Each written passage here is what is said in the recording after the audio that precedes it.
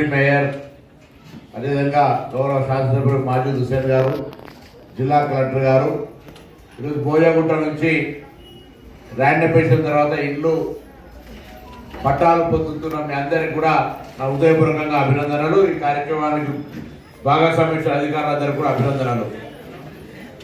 ఇప్పుడే ఇళ్ల పట్టాలకు సంబంధించి మనం ర్యాండమైజేషన్ అంటే ఒక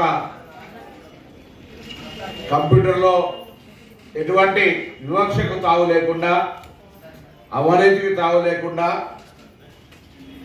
వారి అర్హతను బట్టి, వయసును బట్టి, ఫిజికల్ హ్యాండిక్యాప్ కేటగిరీని బట్టి ఆ ఇళ్ల కేటాయింపు జరిగింది. ఇప్పుడు మరొక మోడల్గా పుష్ప ఇల్లు చూడగానే తనకు గ్రౌండ్ ఫ్లోర్ వచ్చిందనగానే ఆ సోదరిమణి ముఖం లోపల ఎంతో కలగనుండేది. అట్లే కమలమ్మ ఈరోజు ఇప్పుడే మాజీ హుసేన్ గారు చెప్పినారు, భోజగుట్టకు సంబంధించి ఇక్కడికి వచ్చి ఈరోజు ఇంటి పొందుతారు మీరంతా, మిగతా వాళ్ళందరికీ అక్కడ ఉన్న వాళ్ళకి అవగాహన కల్పించి ప్రభుత్వం బాధ్యత